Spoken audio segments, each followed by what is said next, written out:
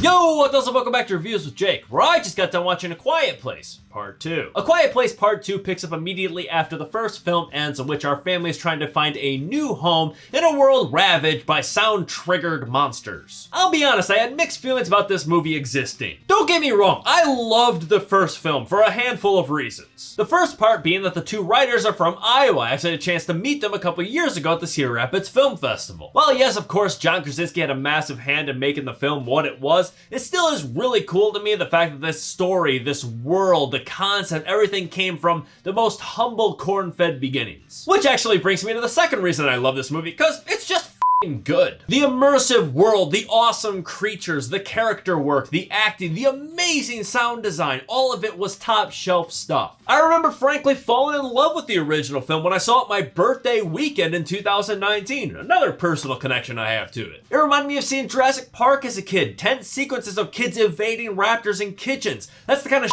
movie theaters were made for, which is really no surprise as to why they pushed this film back as long as they did and never releasing it to VOD, because seeing this film for the first time anywhere other than a movie theater is frankly a disservice. This is like the first film that got pushed back in 2020 due to COVID, so the fact that we're seeing it now in theaters finally, I don't know, it's kind of a big Judd Nelson fist pump over the Rona. But at the same time, I'll be honest, I was a little skeptical. My college mentor always told me if the audience has seen enough, they have seen too much. And this is kind of, frankly, the perfect illustration of that notion. It hooked us in, delivered, and left us wanting more, ending on what I would call a perfect high note. And now coming back after that amazing first run, if you ask me, you could only go down from here. So why, oh why, would you risk tarnishing something like that? But here we are. They did the damn thing. The cat's out of the bag, so how did they do? Well, thankfully, about 90% of the things that made the first film so great returns in this installment, which is a great start. We'll kick things off with the acting. The whole family once again delivers in their acting performances with a nice inclusion of Cillian Murphy. Having characters that live in a world like this that are constantly walking on eggshells, you have to have like this perpetual look of terror on your face, and we have the perfect actors and actresses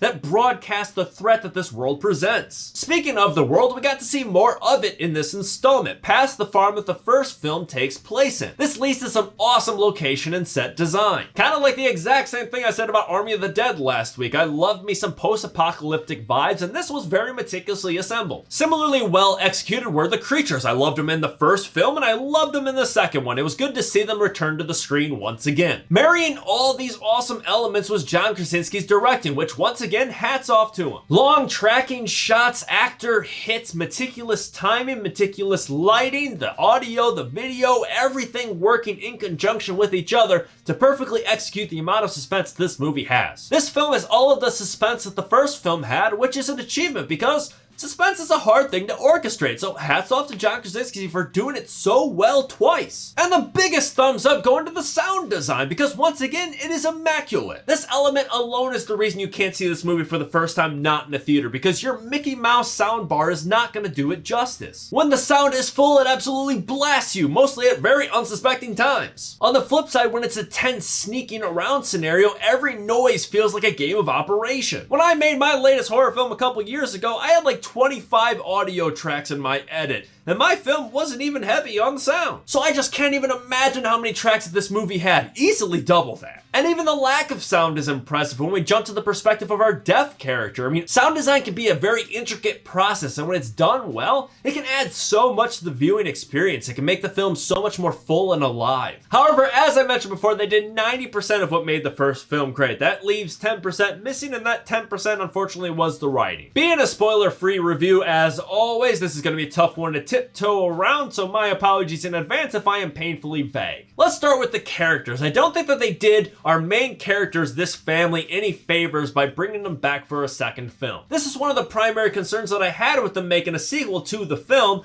Frankly, it's a concern I have with just about any sequel for that matter. I didn't feel like the family was consistent with the way that they were in the first film. In the first film, this family was very well prepared, smart, well thought out. They dotted their I's and crossed their T's. However, in this film, there were many instances where these characters were kind of clumsy. They were kind of bumbling idiots making rookie errors that our family in the first film would never make. I also feel like the emotional pull of their story apexed. It sort of peaked at the conclusion of the first film. The original film had serious emotional weight all the way throughout, and the conclusion?